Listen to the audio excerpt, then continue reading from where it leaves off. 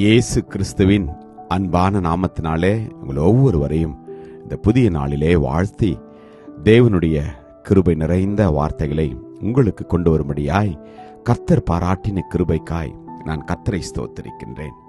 புலம்பல் 3:22-23. நாம் நிர்மூலமாகாதிருக்கிறது கர்த்தருடைய கிருபையே, அவருடைய இரக்கங்களுக்கு முடிவில்லை.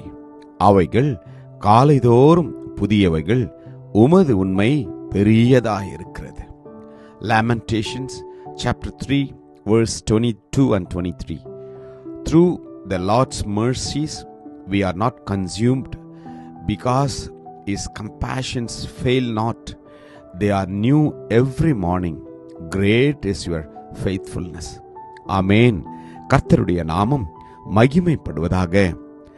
அவர் உங்களையும் என்னையும் நேசித்தது நிமித்தமாய் அவருடைய கிருபையில இன்று வரைக்கும் நீங்களும் நானும் ஜீவனோடு வாழ்ந்து வருகிறோம். எனக்கு பிரியமான தேவஜனமே, என் வேதம் சொல்கிறது, அவருடைய கிருபைகள் ஒவ்வொரு காலையிலும் புதிதாக இருக்கின்றதாம். அவருடைய இரக்கங்களுக்கு முடிவே இல்லையாம். ஆம், அவர் உங்களையும் என்னையும் அவர் அதிகமாய் நேசித்தது நிமித்தமாகத்தான் உங்களுக்காகவும் எனக்காகவும் அவருடைய இரத்தத்தை சிந்தி நம்மை மீட்டிருக்கிறார். உங்களையும் என்னையும் அவருடைய பிள்ளையாய் மாற்றியிருக்கிறார். அவருடைய கிருபையே அன்றி வேறொன்றுமில்லை.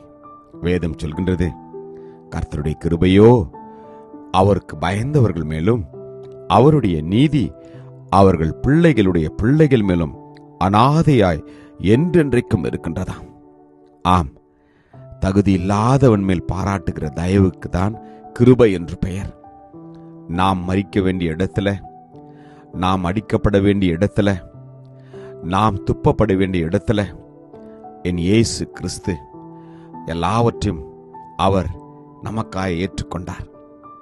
அவருடைய அன்பின் உச்ச கட்டத்தை சிலுவையிலே அவர் உலகத்திற்கு காண்பித்து கொடுத்தது நிமித்தமாகத்தான் உலகத்தை ரட்சிக்கும்படியாய், உலகத்தை மீட்கும்படியாய் வந்த ஒரே ஒரு தேவன் தான் இயேசு கிறிஸ்து என்ற இரட்சகர். ஆம், அவருடைய கிருபைகள் இந்த நாளிலே உங்களையும் உங்கள் குடும்பத்தையும் உங்கள் பிள்ளைகளையும் உங்களுடைய பெற்றோரையும் அது நிச்சயமாய் வந்து சேரும். ஆம், ஒருவேளை நீங்கள் நினைக்கலாம், எங்களுடைய வாழ்க்கையில ஏன் இந்த போராட்டம், ஏன் இந்த பாடுகள், ஏன் இந்த துக்கம், ஏன் இந்த இழப்பு, ஏன் இந்த கண்ணீர் என்று.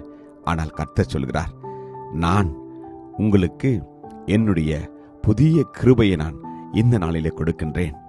ஆம், என்னுடைய கிருபைகள் உங்களுக்கு எப்பொழுதும் இருக்குமா? ஒவ்வொரு நாளும் அவைகள் புதிய கிருபைகளாய் இருக்கின்றதாம். ஆம், ஒவ்வொரு நாளும் இந்த உலகத்தில் வாழ்கிற நமக்கு அவருடைய கிருபை வேண்டும்.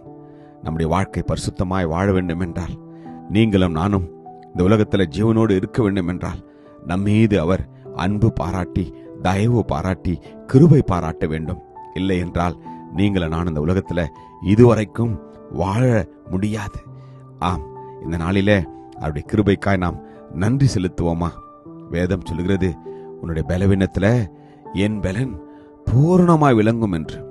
எதற்காக? என் கிருபை உனக்கு போதும். எனக்கு பிரியமான தேவஜனமே, அவருடைய கிருபைக்காய் நாம் நன்றி செலுத்துவோம். கிருபையும் இரக்கமும் நிறைந்த நல்ல தகப்பனே, நல்ல நாளுக்காக உமக்கு நன்றி அப்பா. ஆமாப்பா, பூமிக்கும் வானத்திற்கும் எவ்வளவு தூரமாய் உயரம் இருக்கிறதோ, உமக்கு பயப்படுகிறவர்கள் மேல் உம்முடைய கிருபையும் அவ்வளவு பெரிதாக இருக்கிறது என்று வேதம் சொல்கிறதப்பா. உம்முடைய கிருபைகள் ஒவ்வொரு நாளும் எங்களுக்கு புதிதாக இருப்பதற்காக நன்றி. இந்த நாளிலே இந்த வார்த்தையை கேட்டு நம்புகிற ஒவ்வொருவர் மேலும் உம்முடைய கிருபையின் ஆண்டவரே மழை பொழியட்டும் அப்பா. ஆசீர்வதியம்.